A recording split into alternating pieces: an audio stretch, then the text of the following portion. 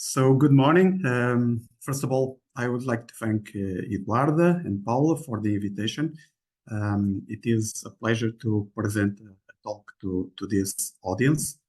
So the goal of this talk is to introduce several topics that arise in the presence of survival data related with the type of censoring and also to the fact that we may have more than one event of interest. So we will speak a little bit also in multi-state models. Sorry. Okay. I will start this presentation with a brief introduction to survival analysis. It will be very brief, so I hope that most of you know the basics of survival analysis. I will be highlighting the estimation of survival, which is a basic. Then I will provide an introduction to multi-state models, focusing on the estimation of key quantities, such as the transition probabilities, how to incorporate covariate information in some of these quantities, and also, it is not here, but it's very important also, how to check the Markov assumption. Additionally, we will address the extension to interval censoring. So most of the methods will deal only with right censoring, but I will mention also how you can do it for interval censoring. Following this, I will mention some of the available software for this analysis. And finally, I will conclude with an example of application to a real data set on colon cancer. I will mention several survival data sets. Some of them are available in the web. This is the case of the German breast cancer study. Well, breast cancer is one of the most diagnosed cancers in women. The prognosis of this carcinoma is related to a large variety of clinical and pathological factors, such as age, tumor size, histological grade, the number of positive nodes with tumor, and so on. Well, unfortunately, some of these patients have residual cancer, which leads to recurrence, and also in some cases to death. In this data set, the same data set, the German breast cancer data set, well, and in many others, we may observe more than one event of interest. Well, in this case, besides death, we also may observe the time to recurrence. So we will have two events of interest, and for such cases, we can use the so-called multi-state models. Well, a different data set that also is available as part of the web, in particular in the DR software, is the colon cancer data. Again, as the previous dataset, this dataset can also be modeled using a multi-state model. Well, this particular model, which is the most common model in literature, I will be using this particular model very often in this talk. Okay, this is known as the illness death model. It is in this case a progressive model, since we cannot allow a reverse transition between the states. We can find now a big number of publications in the field of survival analysis related to COVID-19 data. In fact, we have been working on a registry of patients diagnosed at the Centro Hospitalar Universitário de São João. This is a collaboration with many authors, in particular with Carla Moreira.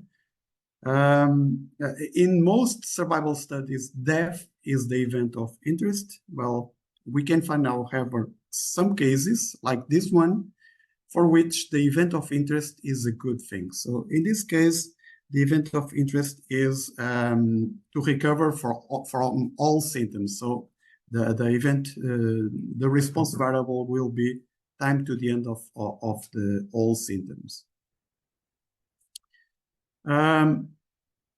We have been working with two additional data sets. The first one aims to study the time to HIV infection. So this is also an interesting cohort study on a Lisbon cohort of men who have sex with men.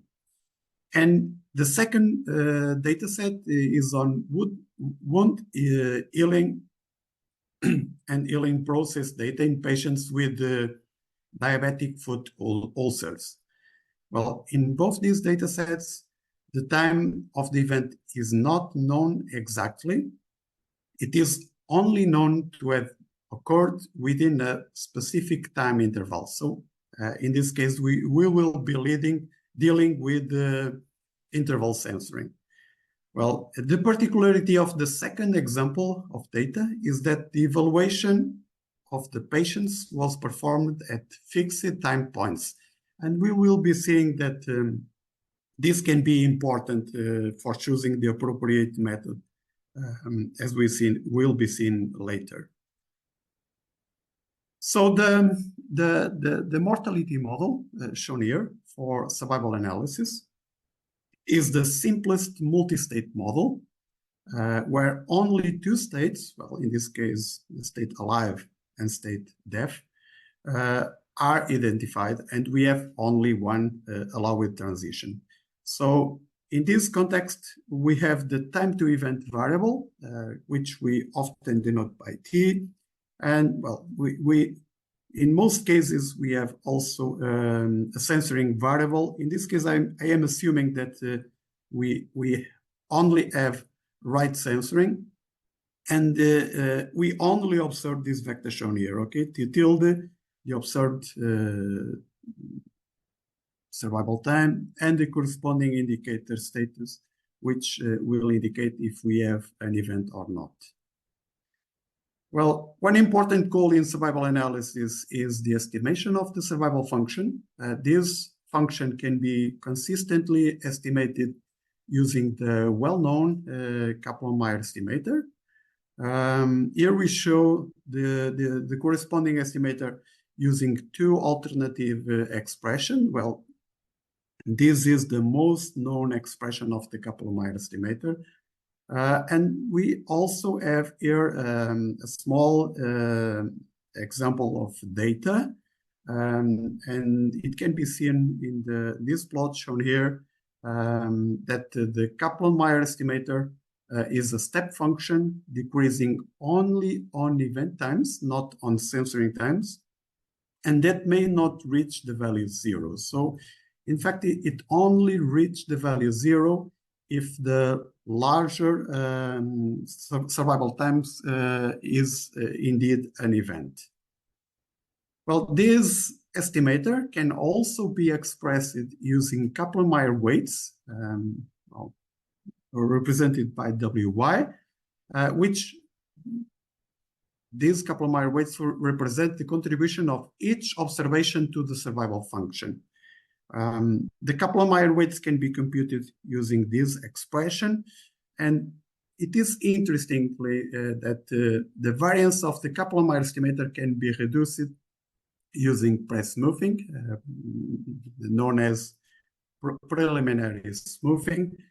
And the idea of pre-smoothing involves replacing the censoring indicators, well, these indicators, in the expressions of the Kaplan-Meier weights by a smooth fit. And it can be done, for example, using logistic regression or even non-parametric regression. Well, from this expression of the Kaplan-Meier weights, it is clear that censored observations, for those with delta equal to 0, will contribute with 0 weight in the Kaplan-Meier estimator. However, in the pre-smoothing approach, so if we replace these indicators by a smooth function, all observations will contribute with no null weight, okay? Well, we can we can see here the corresponding plot for the same small data set I did show before. The red line corresponds to the press-moved method, which has more jump points, but smaller steps. Well, in this case, it will jump in every time, even if it's censored or an event. And well, it will provide an estimator with less variability than the original Kaplan-Meier estimator.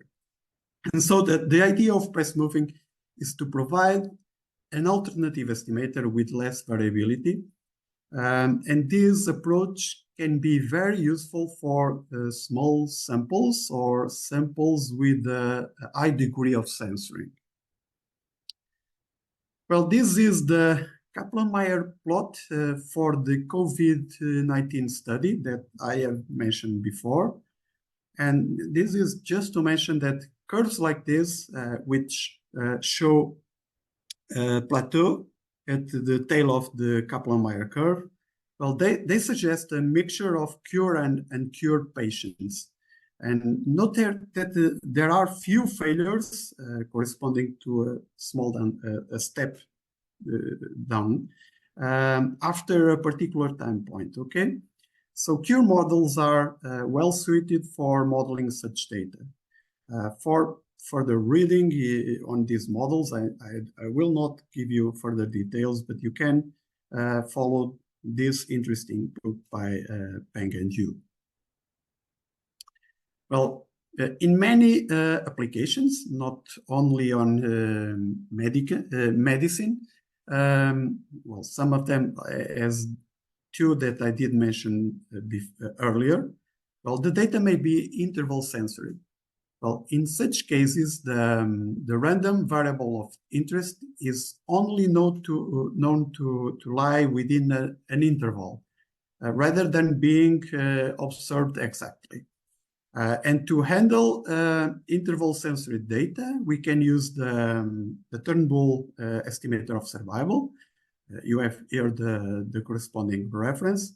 But alternatively, interval censoring data are sometimes analyzed using midpoint imputation, where each finite interval is replaced by its midpoint.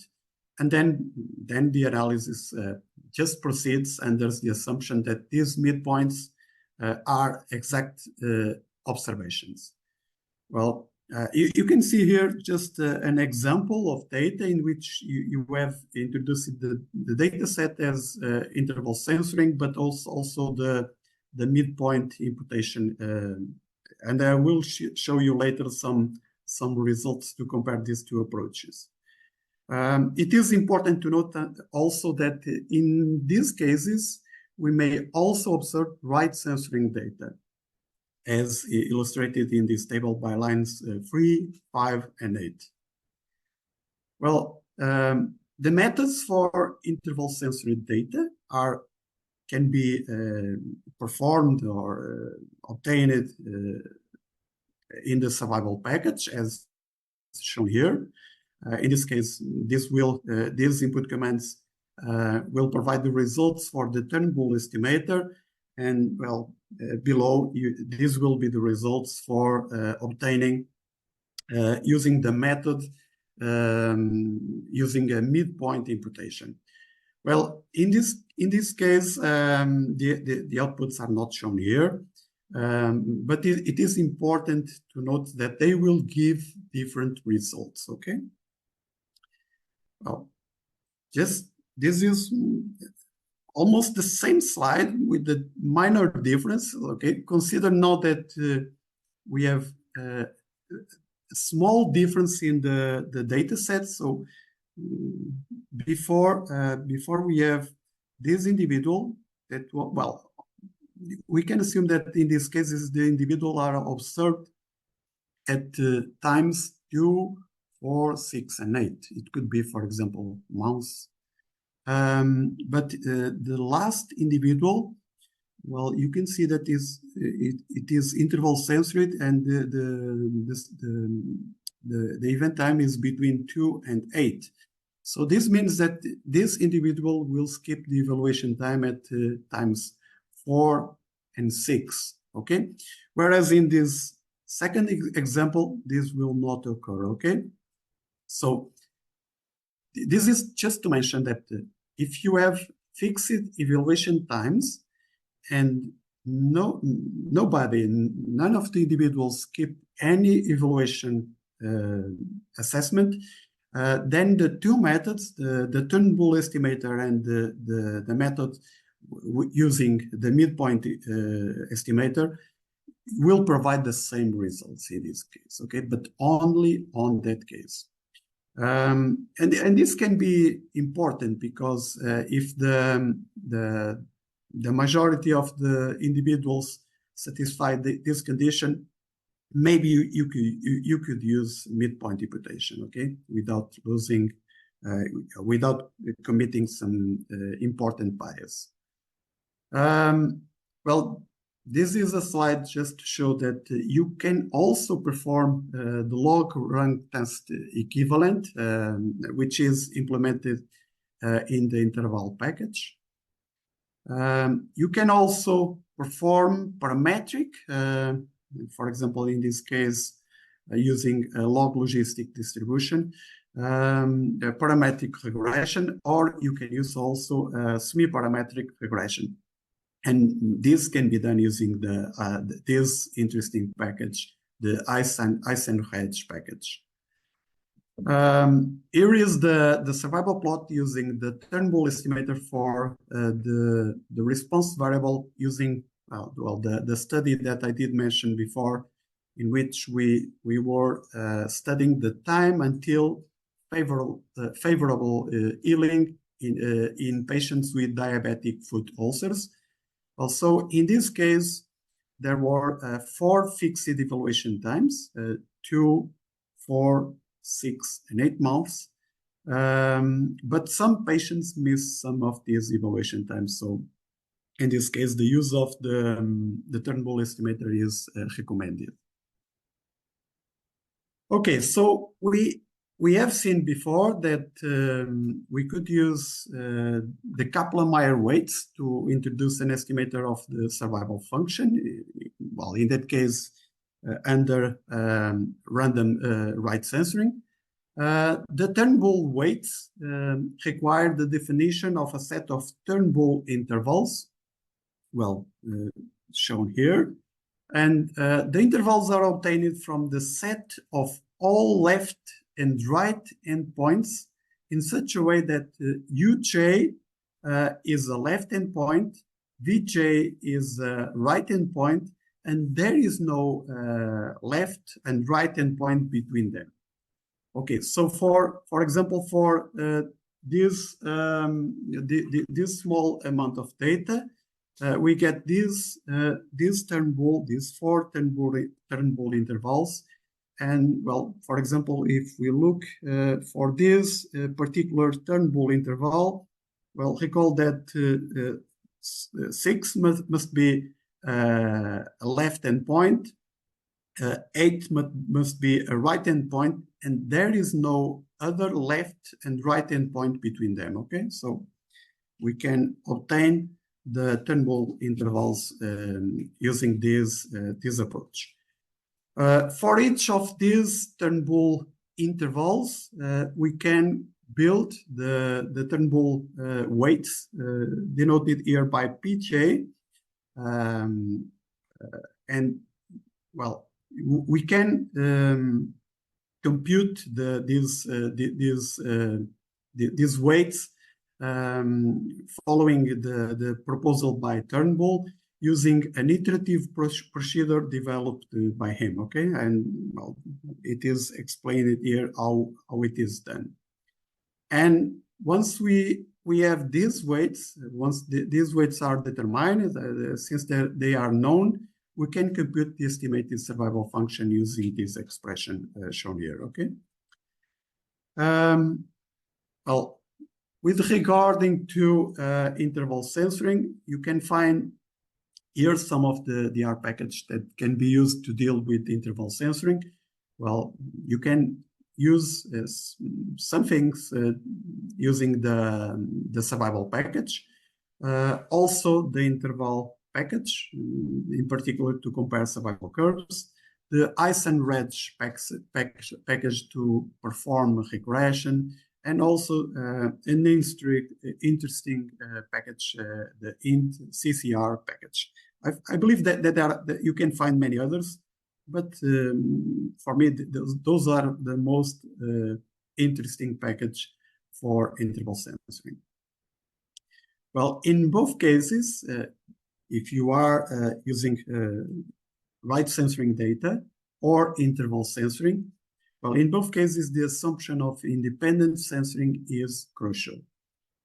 We have observed, for example, in our studies, that in the HIV study, well, this assumption is not met because the censoring process, which is whether a patient is censored or not, is not independent on the event times. And the event times in this case are the time to HIV infection. And well, in our study, this happens because individuals are more likely to undergo evaluation exams after experience a risk event. So, well, I hope that most of you are familiar with IPCW, inverse probability of censoring weighting. This is just to let you know that you can mitigate this problem, the independent censoring problem, using this approach, using inverse probability of censoring weighting. I will not give you further details about this. Well, now I will give you a few details about multi-state models. So a multi-state model is a model for a stochastic process with finite state space. These models are usually represented by boxes and arrows, the boxes representing the possible states and the arrows the allowed transitions. So in medical applications, the state may be based on clinical symptoms, biological markers or some scale of the disease. And these are just some of the most common models. And well, in particular, this one is the Hill-Nassif model, is the most used model in literature. And I will use this model very often in the next slides, okay? So one important goal in multi-state modeling is multi-state regression. But well, a common strategy to deal with multi-state regression is just to decouple the process into separate models and using semi-parametric Cox proportional hazard regression with some adjustment to the risk set for each allowed transition. For example, for the Hill-Nassif model, the process is divided in three Cox models, one for each of the allowed transition. Well, for illustration purposes, it is shown here the results for a German breast cancer, the data set that I did mention before, and which was obtained using a Cox Markov model with one model for each of the allowed transition, recurrence, death with recurrence, and death without recurrence and death with recurrence. First of all, it is important to mention that there is a non-linear effect on age, shown here, and you have the corresponding plot also here. This is on the recurrence intensity. It can also be seen that besides age, tumor size, the number of nodes with tumor, progesterone receptors, hormone therapy, and grade are all revealed to be important predictors for recurrence. However, only age with a linear effect revealed to be important for explaining the mortality without recurrence, whereas the mortality in recurrence patients we get important predictors, the tumor size and progesterone receptors. Well, these are some of the important goals in multi-state modeling. So besides performing multi-state regression, it is also important to estimate some predictive probabilities, such as the transition probabilities, the occupation probabilities, the cumulative incidence functions, and the Surgeon distributions. And well, I will focus on the transition probabilities. That is a particular goal that I have in my research. Okay, so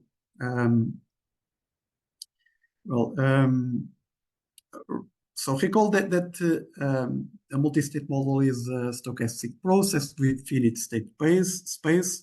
Well, here this will denote the state occupied by the process at time t. And we can introduce the transition probabilities. This is a conditional probability, is the probability of the individual to be in state j at time t, conditional on being state I at time s.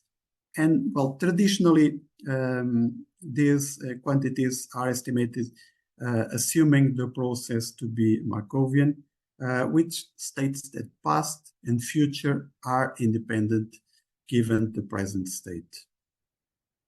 Well, these are some of the references. There are many others for estimating the transition probabilities. So traditionally, they are estimated using the Allen-Johansson estimator, which assumes the process to be Markovian. So it will provide consistent estimates, and is the recommended approach if the process is Markovian, but not if the process is not Markov. We did provide a modification of the Allen-Johansson estimator using price moving to reduce its variability. And well, a recent and very efficient proposal that I will mention in the next slides was published in Biometrics in 2015. And the proposal is based on subsampling, which is also known as landmarking. And related to this, there was also a later publication by Putter and Spitoni, which proposed a landmark Allen-Johansson estimator.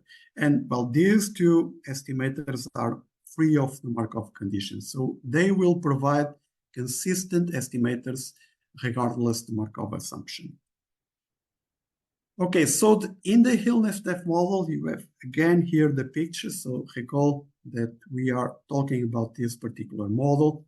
We have 5 transition probabilities to estimate. Well, they can be obtained using 2 variables of interest, zeta, which will be the sojourn time in state 1, and t, which will denote the survival time of the process. So believe me, it is not that hard to derive these expressions, okay? And note also that we have 2 obvious relations with regard to these 5 transition probabilities. Well, the first one is that P11 plus P12 plus P13, well, the sum will be equal to 1. This is obvious since, well, if we think of an individual that is in state 1 at time s, well, then at a later time, it will be on state 1 or in state 2 or in state 3. So the sum of these 3 transition probabilities must be equal to 1. And in the same way, the sum of P22 plus P23 must be also equal to 1. So this is, I'm going to explain you the idea behind the landmark estimators. These estimators are based on the subsampling. So the basic idea is to use specific subsamples of data, namely those observed to be in a given state at the pre-specified time point. You have here, just to recall the equations for the, well, at least for the transition probabilities. And note that for estimating P11, P12, and P13. Also, the idea is to use the individuals in state 1 at time S. So, and those individuals will be the individuals with the sojourn time in state 1 greater than S, okay? And if you compute this quantity using this specific subsample of data, well, then, for example, this transition probability is a survival function. Is a survival function of the sojourn time in state 1, which can be estimated using the Kaplan-Meier estimator of the sojourn time in state 1. And in the same way, for example, P13, well, using data of those individuals to be in state 1 at time S, will be 1 minus the survival time of the total time, okay? Which can be estimated again using the Kaplan-Meier estimator. Whereas P12, well, in this case, can be written as the difference between two survival functions. And in the same way, you can use this idea to estimate P22 and P23, but in this case, it will be computed on the subsample of data of those individuals to be in state 2 at time S. So this will provide a very simple, a very intuitive approach. Note that we don't have to impose anything, so the sum of these three transition probabilities must be equal to 1. So they are equal to 1.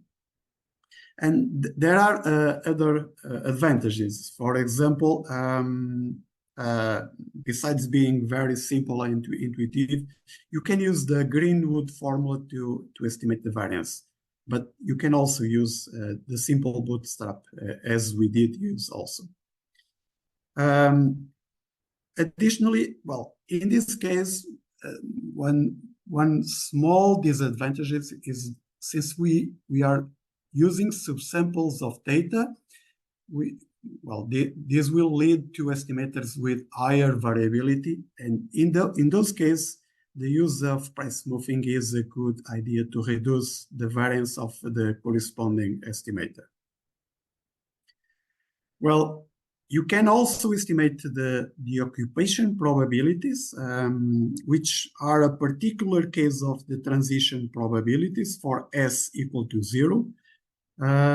So in this case, the estimators that we get for the occupation probabilities are equivalent to the proposal of PEP in 1991. You can also use and propose the corresponding estimators for more complex models. Okay, so but it may involve some computation. You have to be more careful. A related and interesting topic is how to estimate these quantities, not only the occupation probabilities, the transition probabilities, but also the cumulative incidence functions or the sojourn distributions. And I didn't mention estimated for these quantities, well, at least in this talk, but you can find in some papers, some of them that I have been publishing. One option to introduce covariates in these quantities is to use a semi-parametric approach, which provides estimators based on a Cox model, which is fitted marginally to each type of transition.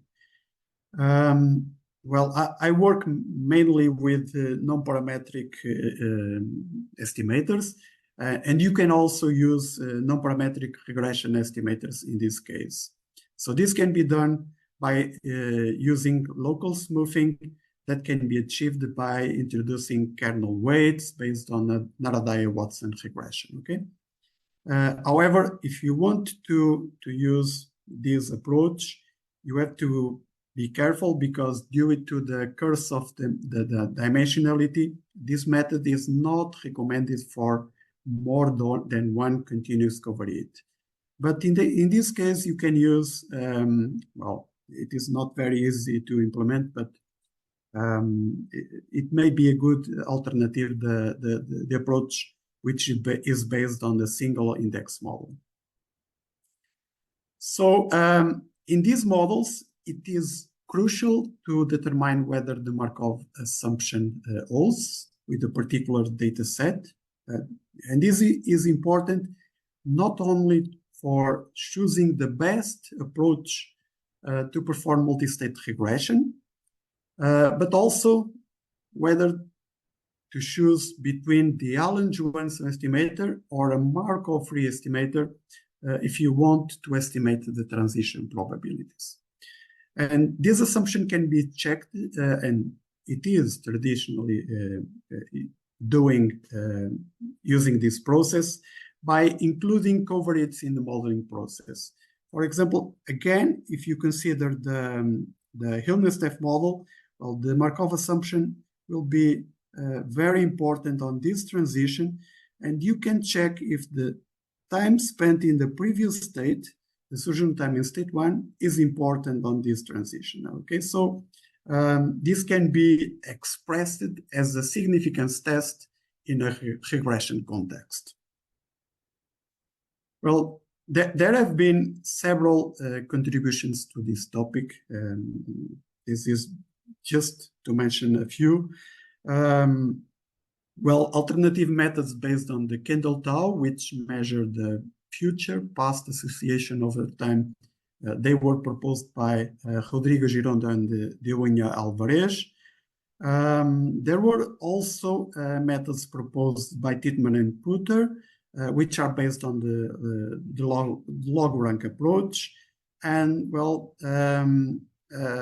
recently we have introduced also methods for checking the Markov assumption, and the methods are based on measuring the discrepancy between the landmark, which is Markov-free estimator of the transition probability, and the Allen-Johansson estimator, which is Markovian.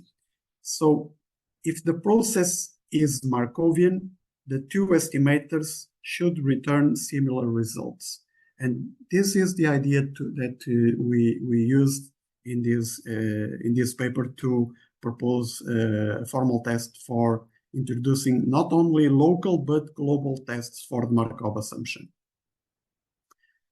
Well, the extension of the landmark estimators to interval censoring is a current research topic that I have at the moment. So this area is still in progress, and I don't have simulation results yet. Well, initially, I am considering, I will give you some ideas shown here in the next slides. Initially, I am considering an Hillenstef model shown here again, where only the intermediate state has interval censoring observations. So in this scenario, well, the occupation probabilities, we are trying to proposing here estimators for the occupation probabilities. Well, the state probability in the occupation probability in state 1 at time t can be expressed using the Turnbull estimator. Okay, that's intuitive. You can also estimate the occupation probability in state 1, which is just 1 minus the survival function of the total time, and for which we can also use, in this case, the Kaplan-Meier estimator. Recall that we are only assuming this case that this state is interval censored. And well, we can estimate P2 using this relation 1 minus P1 minus, sorry, this should be P3, okay? And you can compare these estimators with those using imputation, the midpoint imputation, okay? Well, a second idea, but well, recall that I don't have results yet, so probably is less efficient. The second idea is given here, okay? And in this slide, I'm proposing an estimator for P2, and you have here the probability P2. And the idea is is based on the Kaplan-Meier weights pertaining to the distribution of the total time, Wy. Note that T must be, so it only will contribute those individuals with an observed total time greater than T, okay? But you also have to consider this, okay? That Z tilde, Z is the surgeon time in state 1 is less or equal than T. And for doing that, I'm using XYT, defined as shown here, okay? So just for you to understand our proposal, well, this is the surgeon time in state 1, which is interval censored. So the interval lies between L1, left and right, okay? So if T is greater than R, well, so zeta will be less or equal than 1, and so this should be equal to 1. And in this case, you can see that L1, the maximum between L1 and T is T, and again, the maximum between R1 and T is also T, and so this will be equal to 0, and you will get that this will be equal to 1. Okay, so if T is less than L1, so in this case, the maximum between L1 and T, it will be L1, and the maximum between R1 and T will be R1. And so this will be equal to 1, and this will be equal to 0, okay? And that is something that we are expecting. And well, if T lies between L1 and R1, then this will be a value that is between 0 and 1. So this is the alternative idea that I have used to estimate P2.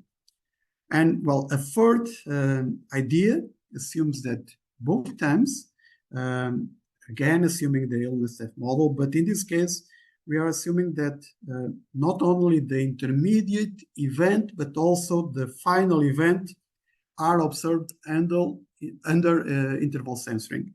And for doing this, I am proposing to use the Turnbull intervals. So assuming that we have M in Turnbull intervals, this will be, Pj will be the Turnbull weights. And you have to take in consideration also that T must be greater than T, and zeta must be less or equal than T. And for doing that, I'm using these expressions given here. And I must recall that these are preliminary ideas. This is a current research topic with Gustavo Soutinho and Marta. And I do not have simulation results already to compare their efficiency. Okay, so our package, I think I have to, probably I will have to skip some slides. You can share the slides and you can see the slides with more detail. So just to mention that, well, I think that these two our package are very important, and there are also many our contributions to R in this case, namely P-free state MSM, TP MSM, Markov MSM, and SERV IDM. For instance, in the SERV IDM, which is an R package that we have developed for free state models, for example, for the illness-F model, you can perform multi-state regression. You can estimate all the aforementioned quantities with covariates, without covariates, with confidence intervals, and it is very, very easy to use. Okay, very user-friendly. These are the main functions in the package. I will skip the details. Just to mention that, well, with regard to survival analysis, there is also a very interesting app which was developed by one student under my supervision, Emmanuel. You can use this link to use the Shiny app, okay?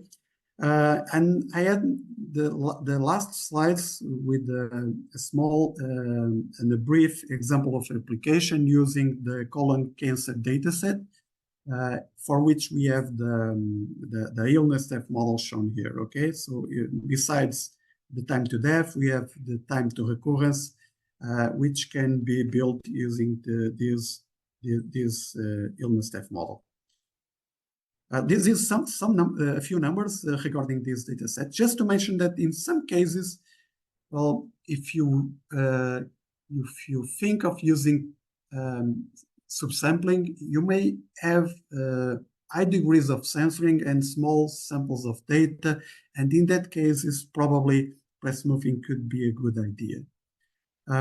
These are the input commands for performing multi-state regression using our SurvIDM R package. It can be seen as that the input commands are closely look like those used in the survival package, and the outputs are also very similar to those using in the survival package. You can also perform very easily obtain the corresponding plots for the transition probabilities using several methods. Well, in this case, I choose the landmark method, but it is implemented several methods are implemented in the package. And the final slides focus on the Markov assumption, highlighting its crucial role in multi-state modeling. Well, the failure of the Markov assumption is illustrated in this plot.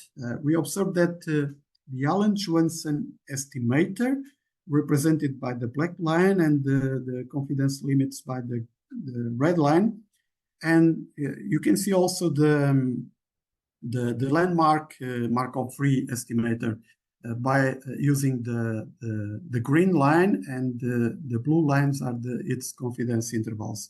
And well, it can be seen that there is a big range interval of data in which the green landmark curve lies outside the confidence limits of the Allen-Johansen estimator, and this reveals the possible failure of the Markov assumption. Here is a different plot that you can get in one R package that we have developed also, and in which is also illustrated the failure of the Markov assumption.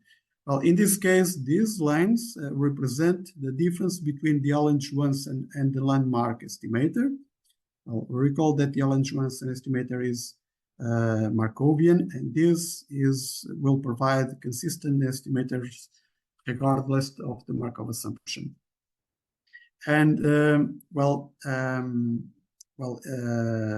you can get here also the confidence intervals of the difference between the two estimators. And therefore, ideally, if the process were Markovian, these curves should float around zero, okay? They should float around zero. However, these plots clearly demonstrate the violation of the Markov assumption, but only for lower values of x. Well, in this case, for x equal to 6 months, and in this case, for s equal to 1 year. Okay, and well, we are just finishing. So we have developed formal hypothesis tests implemented in the R package to access the Markov assumption. Well, our method is based on the difference between the two estimators, the estimators of the transition probabilities, the Allen-Johansen estimator and the Markov-free estimator. So it is well, reflected using the AOC, area under the curves. But we also include here the approach by Titman and Putter, and also the method based on the Cox model. And we can see from these results, it reveals the failure of the Markov assumption for lower values of S, but it also reveals the failure of the Markov, not only the local test, but also the global tests revealed the failure of the Markov assumption. It's something that the traditional method does not obtain, okay? And well, this is, I will finish with a few references, and thank you very much for your attention.